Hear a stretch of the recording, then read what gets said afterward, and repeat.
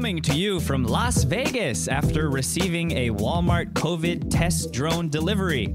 I'm RJ Balde, and this is the TRICHOMES hashitout podcast. On this show, we feature conversations about trending cannabis topics. We also bring in industry insiders and influencers to discuss their point of view.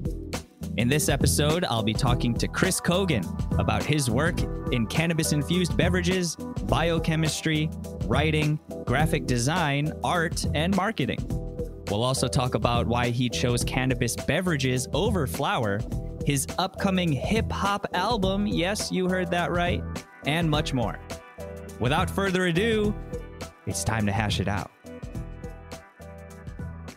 Today, I am joined by Chris Coggan, entrepreneur, member of many cannabis organizations, and founder/CEO of Therapy Crafted Brands. Welcome to the show, Chris.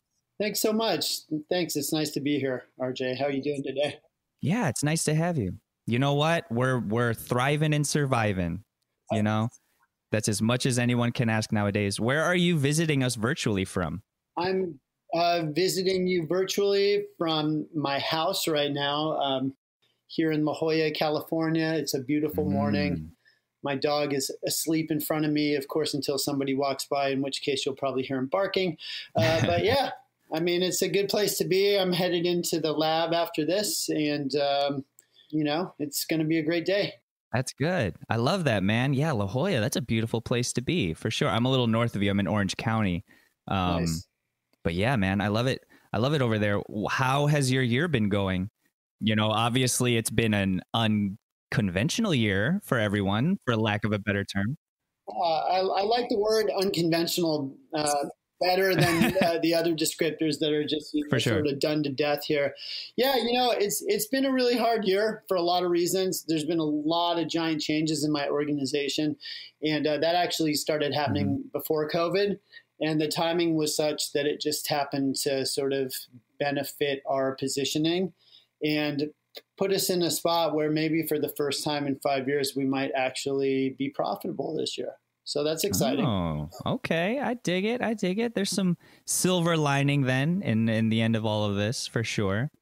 I would guess that you're referring to then your company, Therapy Crafted Brands, which you are the founder and CEO of. Therapy Crafted Brands includes, of course, Therapy Tonics and Provisions, as well as Therapy Pure. And those brands, I understand, focus on innovative, healthy alternatives to the traditional ways of consuming cannabis for both medical and therapeutic purposes. Sounds like somebody read our mission statement. Yeah, yes, indeed. You know, I got that website tab open right now. Yeah. The website might need a little work these days, but yeah, I mean, you know, the message, the vision stays the same, and the mission behind that, as well as the values and our commitment to, you know, quality and really sort of expanding the way people perceive cannabis and the way they consume it. Dig it. And you said therapy started about 5 years ago? Yeah, late 2014, early 2015 is when is when I founded the company Therapy Tonics and Provisions. I'd been involved in cannabis since about 2008. I actually was a silent investor in another drink company. That gentleman absconded with our investments, as often happened at that time. You know, I mean, those were the really Wild West days in cannabis. And in 2015, I decided that if, you know, that jackass could make a drink, I could make a better one. And here you are. And so therapy is born. That's awesome, man. You mentioned that back then it was very Wild West. Is the West less wild now, or is it wild in different ways? I would say the environment's changed significantly. In some ways, it's a lot easier. In some ways, it's much more difficult, as you can imagine. You know, when the government gets involved and, you know, layers of regulation and administrative processes get involved, it becomes very trying and very expensive. Yeah. Oh, I bet. I was just reading up on this, too, before we started recording here. You know, there are a lot of farms affected up in Oregon as well, and they're ineligible, according to the Small Business Administration, for receiving any sort of financial aid. Now, apparently there are like Oregon lawmakers trying to challenge that now and introduce a bill to sort of reverse that. But for now, man, like these cannabis and hemp cultivators and farmers who have seen like incredible and unprecedented damage to their operations are just kind of left out to dry. No question. And, it doesn't just stop there. I mean, forget the fires, Yeah. When the shutdown started happening because of the pandemic, a lot of cannabis companies and hemp companies found themselves in the untenable position of not being able to receive any kind of aid. Mm-hmm. So, fortunately for us, we have a non-plant touching management company and therapy crafted brands. And although we didn't get any money through that particular company, we did through another organization, and it allowed us to continue paying some of our employees, over the last 6 months or so. But okay, I mean, a lot of those relief funds were not available to cannabis companies. And I mean, you got to figure, look, I mean, this is an industry in California that employs over 18,000 people. And that's just the legal industry. The illegal one probably employs quite a few more than that. Right. The idea that 18,000 employees have no safety net provided by the federal government or the state government is a little disconcerting, Yeah, a little disconcerting. Yeah, that's a light way to put it, I would say. So you mentioned that in the midst of this cloud of 2020, which is, the pandemic, the natural disasters, the wildfires, the literal cloud of smoke in the air. You mentioned that your company this year might actually be profitable. So yeah, in what ways, which is great, which is 100% like I'm that's great to hear. Yeah, I mean, I wouldn't, in this case, it's not a situation where, we're benefiting from the tragedy in a direct way, nothing like that. But, as we approached 2020, it became clear to me that we could no longer operate the way we were operating. I had a staff of about 14 people. We were doing all of these patient appreciation events at the various dispensaries that we sold at. We were doing a lot of other events as well, all the cannabis events throughout California. We were also doing education for all the bud tenders on site. And as you can imagine, that requires quite a few, people on the ground. You need a staff to be able to support that. And, what I quickly found out is, and I found this out probably 2.5, 3 years ago, is that, beverages and tinctures, the things we make, they don't necessarily have the volume needed to really support that kind of effort on the part of the brand. So, we've been losing money for years, really hoping we would get to a point where the volume would make sense. But it's a lot different because, with a drink, you might be looking at something that's wholesaling for $8 or $10. And you have to sell a lot of those to be able to cover the cost of doing the kind of support I just, described to you, right? It's different. If you're a vape company, one account might make you $40,000, $50,000 a month, right? But if you're in the drink industry, you're lucky to do a few thousand or maybe 5 or 6 if you're doing really well. I mean, it's tough. So what happened with COVID is, we had already been changing our business model. We decided to move manufacturing out of San Diego into Berkeley. The tax rates were much better. The guys that I'm working with up there were much more qualified to do the scaling up that we needed to do in a efficient and meaningful way. And so that was the start of it, trying to get rid of the manufacturing and moving that out of house. And then, of course, COVID came. And it changed the way we all communicate. And in the case of therapy, it actually changed it in a way that makes it a company that could, be in the black by the end of the year. Because now we have no staff. All of our training will happen over Zoom. We're working on a new YouTube channel. We've been really efficient and environmentally considerate of the supporting documentation and collateral we provide to all the shops and everything. And ultimately, I just think it's a model that finally makes sense for our company now that we're not always boots on the ground all over California every day of the year. Mm-hmm. You mentioned that you decided to go with sort of tonics and beverages as your product line. Why did you choose a beverage line over flour, even if flour is statistically like more common for or popular for consumers? Well, I mean, I'm an artist and a musician and an entrepreneur. And, I think I just really wanted to do something different. And more importantly, I mean, when I look at the wider demographic of cannabis consumption, and again, we have to go back before the regulated market, even when we were forming our company and our ideas, I would look to someone like my father or even my grandmother who might benefit in really great ways by using cannabis or CBD products, even if it wasn't necessarily, to get elevated, but just in small doses that I really believe it can really, improve the quality of their lives.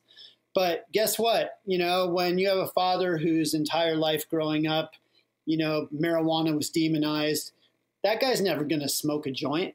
Right. I mean, right. Especially here in California, I mean, it comes with too much baggage. Yeah. So I thought to myself, all right, look, we need to pick a category that's going to be appealing to all these demographics, not just the younger kids in their 20s and 30s, but also, the baby boomers and the people my age, the Gen Xers and whatnot. Mm-hmm. And when I started looking at our options, I mean, we really only had a few. I mean, obviously, there's a lot of beer and alcohol being drank across all those groups. There's a lot of soda being also consumed across those groups. And the other thing is coffees and teas. And, specifically for us, it was specialty coffees and teas. So, we're looking at a product, like our first product was our vanilla caramel coffee. And the idea was, guess what? Grandma can put a spoonful in her, morning coffee as a creamer. And Johnny at 23 can drink that whole bottle before he goes to band practice or whatever the case may be. Sure. The idea was to create a product that had timeless appeal across the entire breadth of the demographics that is cannabis. Got it. And yeah, so your product line goes beyond just regular beverages meant for drinking. Like there are other ways in which consumers can utilize your beverages and products, like you said, adding to a smoothie, adding to coffee, pouring over ice cream, things like that. Why did you decide to go with the name therapy? Is there a purposeful connotation to that? Oh, most definitely. I mean, again, we were in the medical market at that time, and all of our original products were made for that market. But that said, my background is in branding and professional illustration and web development and design. So I've worked with companies both big and small, and I know a lot about branding. And I can tell you that if you can pick a name that is not only a noun, but also a verb that describes what the product does, that's a pretty good name. It's a pretty good starting point, right? Yeah. Again, the name also has to have a timeless quality to it. One way to achieve that timeless quality is to make up a word, right? But another way is to bring a word that's commonly used daily in modern culture. Yeah. And therapy sounded like a good one. I mean, therapy's a drink, therapy's something you go to. There were a lot of potentials to play off it. Like we wanted to do group therapy events, right? Oh, nice. Yeah. So it's kind of cool because now we've got this, it's a verb, it's a noun, it's timeless. And then it came down to, okay, well, how are we going to present it, right? And look, again, we have to present it in a way that's not only going to appeal to the younger kids in the 20, 30-year-old range, but also the older adults. So we went with like sort of a stylized street version of the apothecary look. Yeah, totally. And, I love it. Yeah. And it kind of, because, the idea was we wanted to bring these timeless elements in. We wanted to give it like a strong foundation that we weren't going to have to change every few years. And I think that's what we accomplished. Right. Yeah. The branding is great. I like your reasoning behind choosing the word therapy because, like you said, it's a noun and it's also a verb. Like that's so deep. And then the idea of group therapy, like, oh, I'm not seshing with my friends. I'm in group therapy. I love that. Right. No, it's good stuff. Yeah, right? yeah. And then on top of that, then, we'd already established our name. And then, of course, California came out with the cannabis symbol that needs to go on all cannabis products. You know the one I'm speaking of, yes. the triangle. Yep, with the leaf like and somebody designed it in Microsoft Word. Yeah, with the leaf and the exclamation point. Yeah. Right. So then it became, then that sort of evolved our brand even further, because in my mind, I'm like, look, this symbol is going to be on everybody's package. Everybody's trying their best to hide it somewhere where it's not like disrupting their brand, right? Because it's a pretty ugly symbol, really. Yeah. So I just decided I'm just going to take ownership of it and make it part of my branding. Yeah. And so we invented this sort of, we call it our therapy crown logo. And that's, what is on all of our products now. Yeah, man. I'm looking at it right now, and it's so, you've taken a direction that I haven't seen any other cannabis brand take, which is owning that symbol and including I figure no matter what the consumer buys, no matter what the buyer looks at, they're always going to see that symbol. Right. So let's just own it. Yeah. Why not? And you implemented it so well to like create this like crown design for the logo. Like, it looks great. It looks really cool. Oh, thank you. Yeah. Thank you. No worries. So you mentioned that you have design background. Did you design these logos? Yeah, I designed. So, when I say a company of one at this point, I really mean it. I formulated all of our original beverages. Yeah, nice. I'm actually a biochemist by training. I went to UCSD here. Yeah. But the way I paid for my college was I grew up in LA as a graffiti artist, and I was able to like parlay that into, a career doing skateboard and snowboard graphics in the 90s. And then later into several companies that were, design firms of various sizes that, worked with everybody from the dog groomer down the street to, Pepsi Cola during the Super Bowl. Yeah. Oh, damn. That is so awesome. As a result of that, I designed a lot of work for a lot of other people. I acted as a creative director a lot for a lot of big brands and small, and a lot of entrepreneurs as well. And so when it came time to finally have my own brand, it was kind of a blessing. I finally get to draw for myself. Yeah. So all the packaging you see on our products, that's all created by the CEO. That is so awesome, man. And you mentioned that you had, was it bioscience? You said you had biochemistry. Biochemistry. I'm sorry, biochemistry. Yeah. That was the same as my dad. My dad went to school for biochemistry. I understand that you mentioned before we started recording here that you are doing some writing work in that field now, right? Yeah, I try to write articles that sort of cross the gap between scientific research papers and digestible information for the traditional, a layman. Sure. That doesn't necessarily understand the language of biochemistry. So, I started a website. It's called the CBDeducationnetwork.com. And I thought some of the subjects and questions that were coming up a lot with me were as it relates to CBD and COVID. So I started looking at some of the research out there, and I'd look at the abstracts and I'd research papers and I'd read them front to back several times. And then I'd try and distill that information down in a way that, was accessible to your average, Tom, Dick, and Harry in the streets. So I have a few articles on that up there. Yeah. I also, I'm working on a treatment for some television show, and I have a lot of irons in the fire right now, but it all comes from the same nucleus, whether you're making the best cannabis drink in the world or you're trying to explain, exosomes to somebody that doesn't know what a cell membrane is. I mean, it all comes from the same nucleus. So it all feels like it's moving me in the right direction.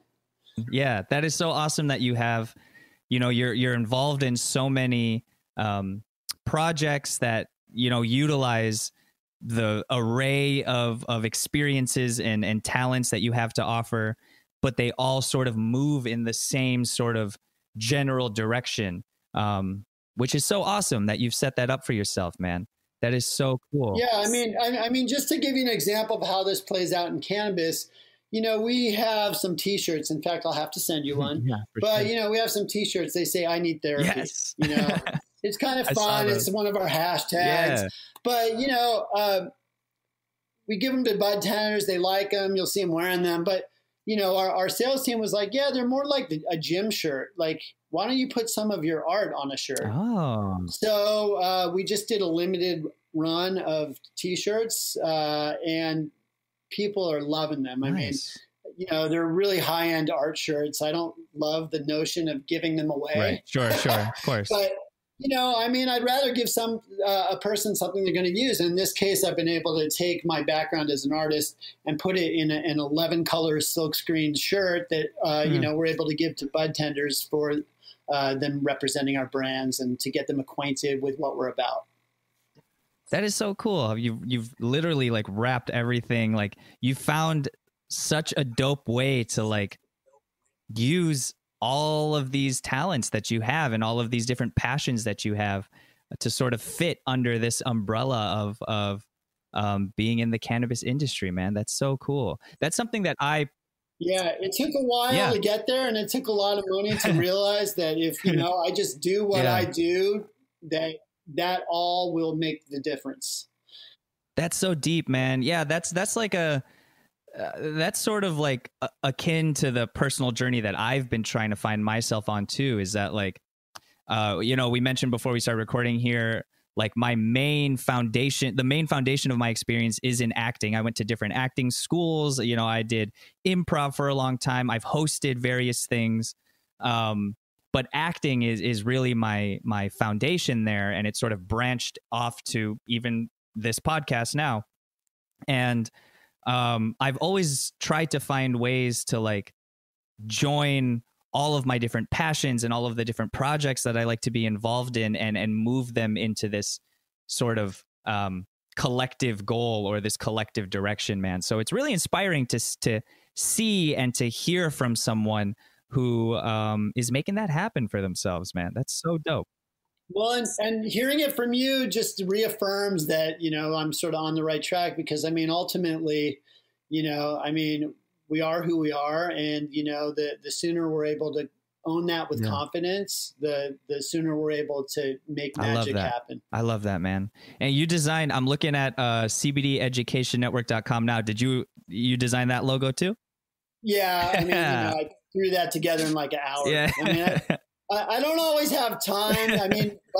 But I do have a theory about design, and I kind of apply to everything I do. But the notion is with design, look, when you design a logo or an ad or whatever, you literally created something that did not exist before that. You are in fact a creator. And if you take that responsibility seriously, like as in you are literally quite literally the god of your creation, then you never spit anything out that you're not comfortable enough to pick up and say, I made this, or I created this, or I sung this, or I wrote this. And ultimately, I think that's, some of the values that also bleed over into the products we make. It's like, I want to be proud of the things I do. I want to stand by them and confidently say, hey, this is an extension of me.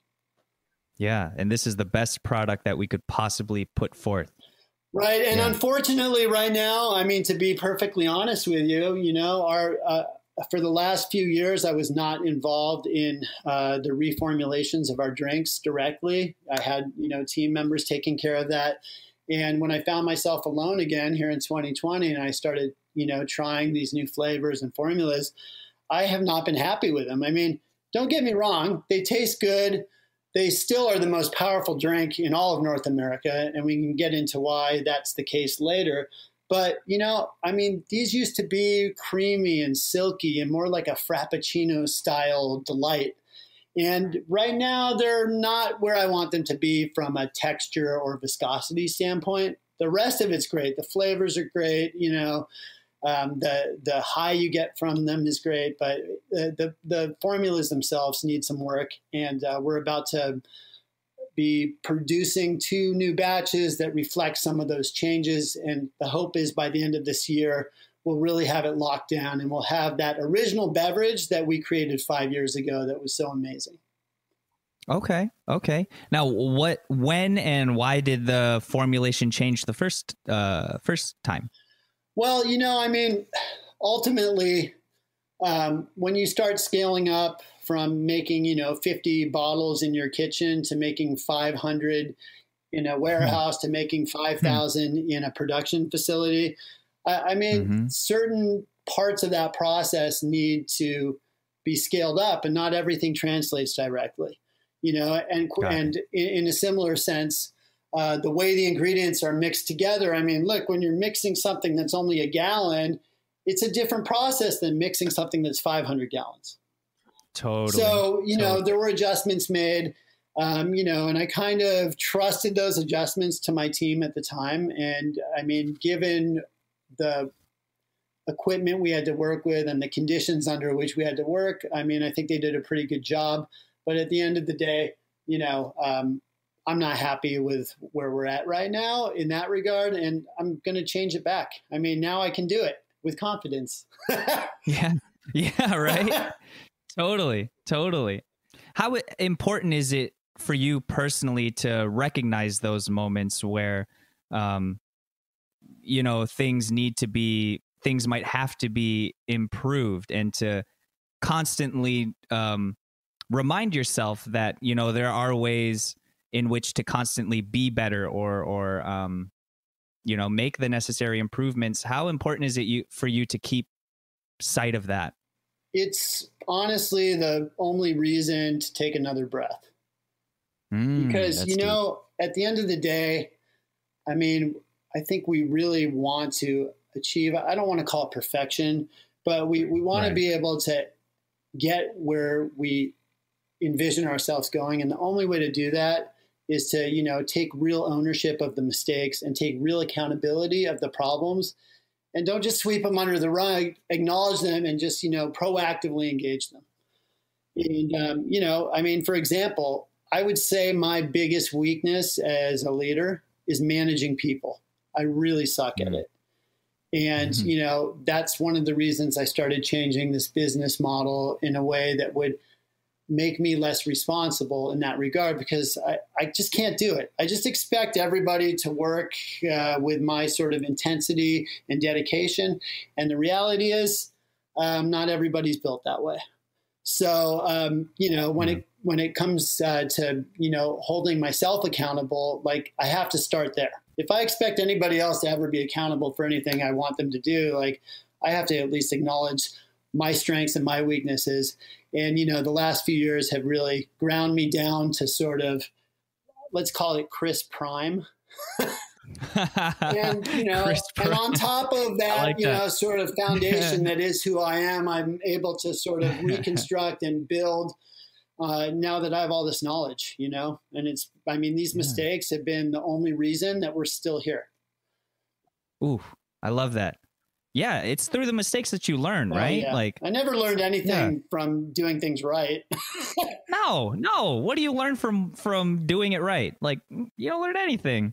Yeah, man, that's so inspiring to hear. Now, you mentioned just a little bit ago that even though the formulations for the products right now may not be where you want them and you want to move them in a different direction, they are still, I believe you said, the strongest beverages available on the market. That's correct. And, I know people are like, well, wait a minute, there's a 100 milligram cap on edibles. How is yours stronger, right? Yeah. Well, because I'm a biochemist and I did my due diligence on this stuff, the first thing I realized was that THC in particular, it's hydrophobic, so it doesn't like water. It really wants to bond to a fat. That's one of the reasons chocolate bars are a great sort of medium for cannabis, because it's filled with fat, right? If you look at all the other beverages on the market today, however, they're mostly sodas or seltzers or some, beers that are non-alcoholic but infused with cannabis. Sure. And everything's in that world, and nobody's making a cream-based beverage. Well, we've been making them since day one.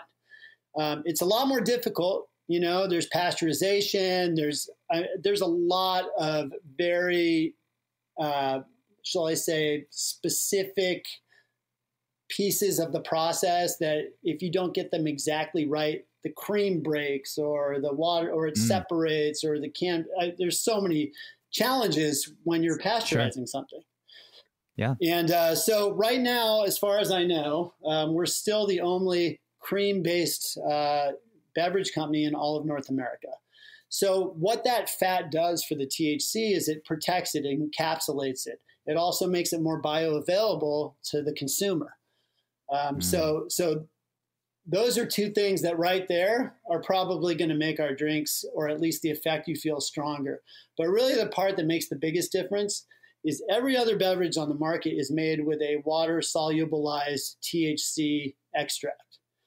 So, a soda doesn't have any fat in it.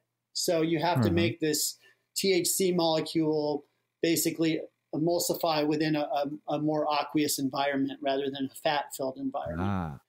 Okay. And hopefully I'm not getting too deep into the No, I'm with you. Okay, good. Yeah. So that alone, for example, I tested one of the drinks we made 5 years ago, and it lost less than 10% of its THC content over 5 years. Wow. It's pretty remarkable. But the more important part is this. Everybody uses they'll use an extracted oil and they'll water solubilize it. They'll put it in a drink. We approach therapy from a totally different perspective. We started thinking of this as well, look, I'm a foodie. Let's make this from a culinary perspective. How would we add cannabis from a culinary perspective? So I dug up this 450-year-old recipe for mulled wine. You know what mulled wine is? It's like a spice. No, wine. I don't. What? So basically, back in the day, you would fortify wine. You would take it, you would heat it up with spices in it, and then you could even drink it hot. It becomes a great, sort of nightcap if you're living somewhere in Eastern Europe and it's the middle of winter, right? Okay. Or even Italy for that matter. So we found this recipe for mulled wine. So I thought, well, why can't we just mold the cannabis, the whole plant?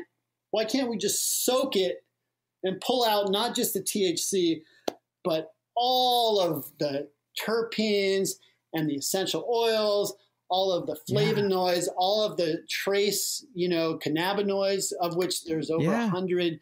If we could pull all of that out and we could somehow put that in a beverage, that beverage is going to just be amazing because it's going to have this entourage effect that I'm sure you're familiar with.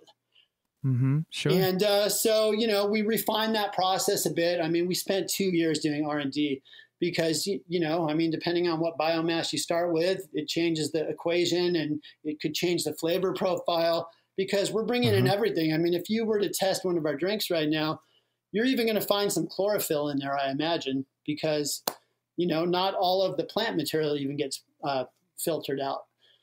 Right. So it's pretty amazing, and we're still the only ones doing it. And, it's hard, and it comes with its own sets of problems. But it's a process that we're currently trying to get patented. So that was going to be my next question is, do you have a patent on this? Well, so, you can't patent a drink formula. So our formulas are trade secrets, kind of like Coca-Cola.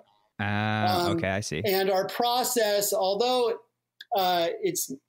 it's sort of the details of the method that could be patented, Okay. The way we do it, the results we get, we believe are novel enough to request a patent on it.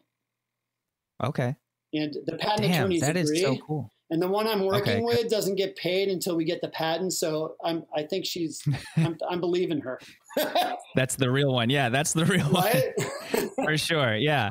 That is so dope, man. Shout outs to the 400-year-old winemakers, man. Yeah, no doubt. No doubt.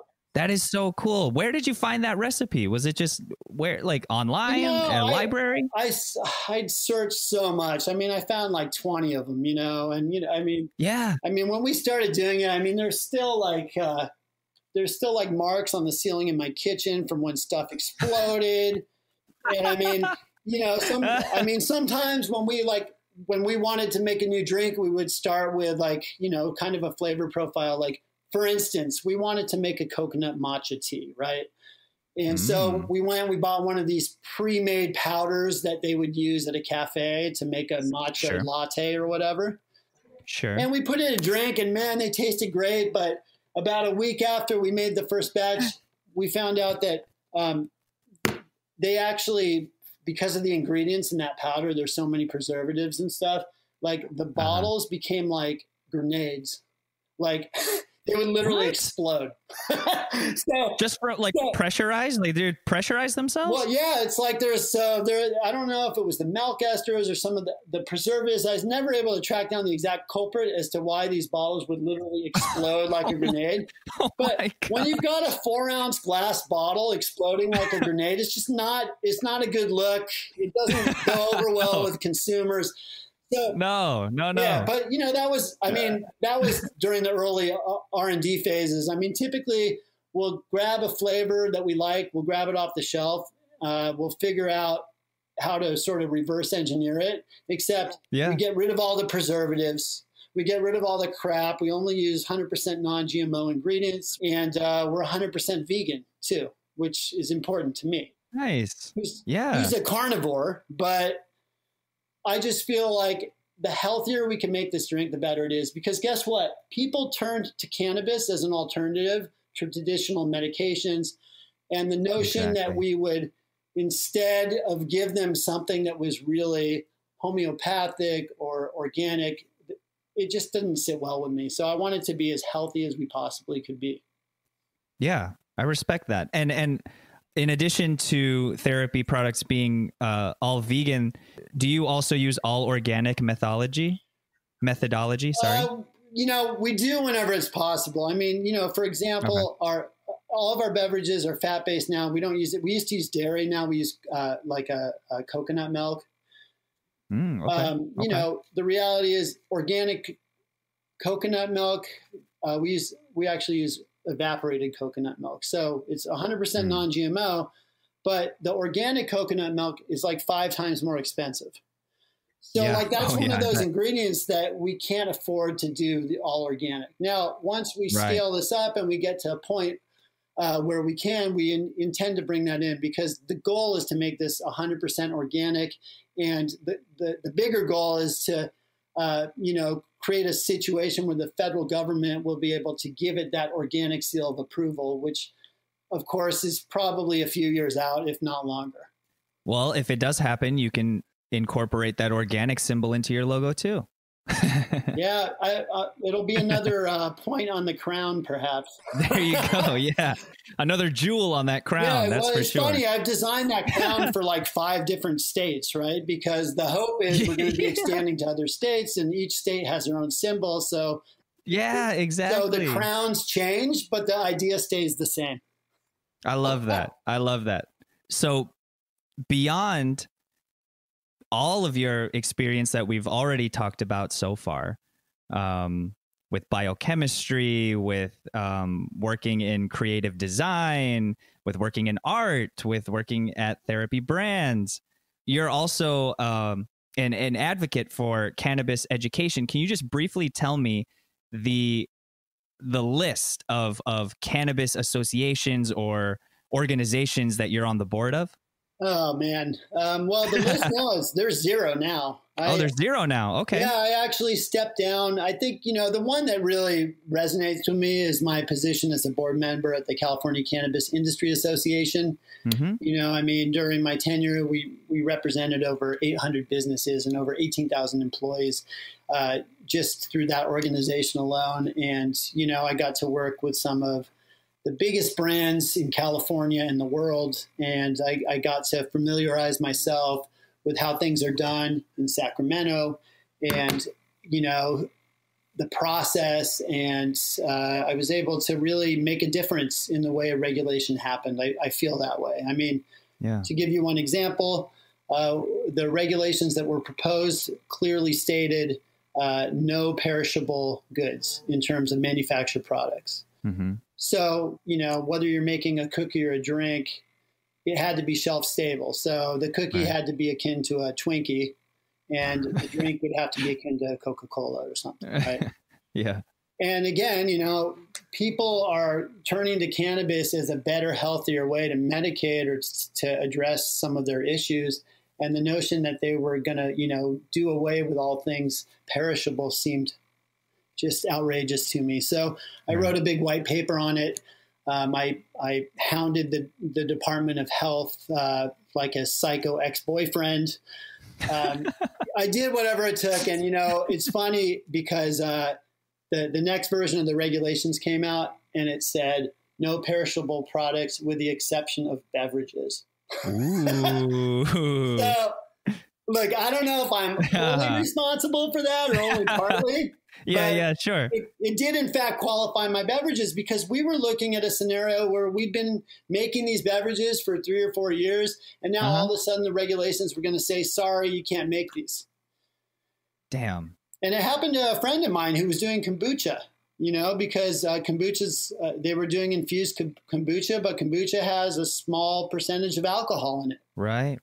And so that whole plan just got crushed. And so anyhow, that was an aside. But yeah, so I was a board member of the California Cannabis Industry Association. I was also a board member of the Cannabis Industry Association here in San Diego, and members of several other organizations. More importantly, and I think where I really learned a lot, I was the chairman of the manufacturing committee for the CCIA, which is the California Cannabis Industry Association, for 3 years.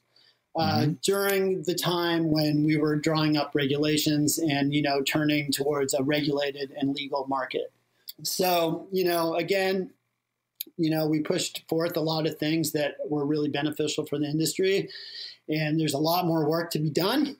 But unfortunately for me, I just could no longer afford to participate at that level. Totally. It's an expensive thing to be a board member. You have to raise money for the PAC. You have to travel a lot. You have to be a business member at the CCIA, which understandably is, it's expensive. And when you're paying it out of your 401k or whatever, it feels a lot more expensive than maybe it really is. Ooh, yeah, I bet. Yeah, no doubt.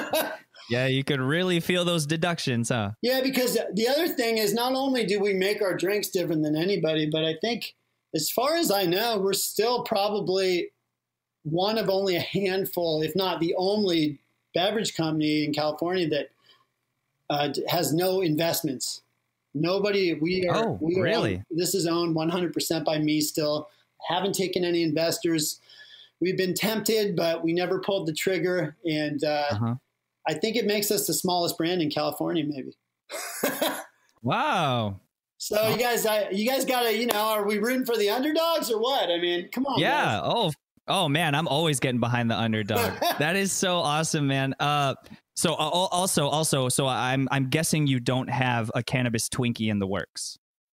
No cannabis Twinkie in the works. Although we do have a new drink in the works. Ooh, okay. Can you tell me a little about it? We put the lime in the coconut. Okay, we're gonna leave it at that. That's all I can say. It's another one in our juice line. Last year we released our Anytime Blackberry Lemonade. Yeah, sure. And if you haven't tried it, you really should. It's incredibly delicious. Ooh. And low calorie, no added sugar. We use xylitol in that drink because xylitol. Yeah, my wife is actually the president-elect of the California Dental Hygiene Association.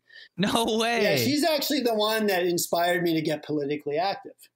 No way. Yeah, right on. Xylitol is an all-natural sweetener. We get ours from birchwood. It's got the same sweetness profile as regular sugar, but more importantly, it kills the bacteria in your mouth that cause tooth decay. Yes, indeed. And it has a very low glycemic index of 1, whereas sugar has a glycemic index of 100. So theoretically, I would even say this lemonade would be considered diabetic friendly. There's still a glycemic load, but it's a lot lower than traditional sugar. That's dope, man. Yeah, I love xylitol. I have some xylitol gum that I chew. There you go. Every now and again. That's so dope. Okay, so do we have a timeline for when we might expect that new product to drop? I think it'll hit the shelves before the end of the year. Okay. I'm on, let's see, I'm on version 26 of it, and it's almost perfect. Almost perfect. Okay. I dig it. Hey, man, however more versions it takes you to get there, I support it. Yeah, it's the first drink that I've formulated in quite some time myself, so I want it to be perfection in a bottle. I dig it. I'm stoked for it, man. Put the lime in the Coke. That's all I need to hear to get excited, to be honest. Now, what I was going to say before we started talking about that was, apart from all of the experience that we've gone through in the past 50-ish so minutes here, you're running therapy. You have history in biochemistry. You are a graffiti artist. You're a designer. You do all these sorts of things. You're a writer. Yeah. You do all of these things. Word on the street is, and I heard this from the good people here at TRICHOMES that prep me for each interview here. Word on the street, man, is that I hear you are also a freestyle rapper. What's up with that? Yeah, I mean, I do a little bit. I do a little bit of hip hop. I'm working on a new record right now. I do freestyle when I'm in the car by myself because, confidence is a big part of hip hop, and I still don't have all that confidence. Sure. But I've been writing songs since 1990, and nice. I've recorded a number of them. And I think, as COVID has made me turn more inward towards my art and the things that used to make me really fulfilled and happy, music's one of them. And I'm happy to say I'm working on a new record right now. It's kind of a mixture between blues and hip hop. I sing the blues. I love that. And I think I'm going to be doing the entire record myself, all the beats, all the instruments, all the recording, everything. I'm going to get it professionally mastered. But after our interview, I'll send you an MP3 of it, and you can take the interview out with the music. Okay, right on. Yeah, that's literally what I was about to ask. I was like, man, you got a sample for us before we roll out of here? Yeah, I don't really have one with me right now, but I'll hook you up, and you can. No worries. Yeah. Send it to me via email after this, and I'll shoot it over to the team, and we'll attach it to the end of this interview. All right, that sounds great, man. That's awesome. That's so sick, man. Yeah. Ashley, shout outs to Ashley Manning on the TRICHOMES team. She sent me via text like one of your recent pieces. She said that it wasn't completed yet, but I just listened to it before, man. Dope stuff. Yeah, that's the one I was going to send you. That's the one that's sick. Along, so you already have it. Sick. Okay, right on. Yeah, man, I like it. Yeah, I like it. I was jamming out to it. Had to just and master it, Yeah. So, yeah, I dig it, man. Yeah, don't worry. For those of you listening, we're going to attach it to the end of this. So we're not going to tease you and then leave you hanging like that. I'll shoot you the lyrics too, because I'm more of a lyricist probably. So I love that. Share them if you will. Yeah, will do. Yeah. Lyrics in the description, y'all. Click that drop down arrow. Yo, Chris, man, thank you so much for taking the time to have this conversation with me, dude. I really appreciate it. It was such an honor to get to know more about you and all of the work that you're doing in so many facets and avenues, man. It's all so impressive and so great. And thank you so much for having this conversation with me. Well, thanks so much for your time as well. It's great to share some of the story and, hopefully inspire some people to not only, get out there and, live their dream, but also get out there and try one of our beverages. Totally. Hashtag I need therapy, man. Before we go here, where can our listeners find out more about what you're doing, what therapy is up to, and keep up to date with you online? Yeah, sure. So the best way is probably Instagram at this point. So I'd say at Drinkable Therapy is our Instagram address for Therapy Tonics. We also have our CBD company, Therapy Pure. That would be at Therapy Pure on Instagram. And as for me and my, art and music and whatnot, I'm about to launch a new website, but for the time being, I'm also on Instagram, and my handle is NYSEONE_TCF_AWR. Cool. Yeah, sounds good, man. We will include all of that in the description, and we will have our ears and eyes open for that album drop, man. Yeah, I'm hoping by the end of first quarter next year it'll be ready to rumble. Dig it. We'll be watching for you, man. Chris Coggan, thank you so much again for having this conversation, man. Continue to stay safe and be well. and I hope to talk to you again real soon. All right, thanks. And if you don't see therapy at your dispensary, ask them to pick it up for you, and we will get it to them. Absolutely, will do. My thanks again to Chris Coggan for joining me. If you are a member of the cannabis community and have a story you want to share with us, we would love to hear from you. You can reach the show at hashitout at TRICHOMES.com. You can help others find the show by taking a moment to subscribe to the podcast and write a review. You can also join the discussion with industry insiders and get your voice heard by joining the community at TRICHOMES.com and following us on all social media. Hash It Out is produced by David Fortin and presented by TRICHOMES.com. I'm RJ Balde. Thanks for listening.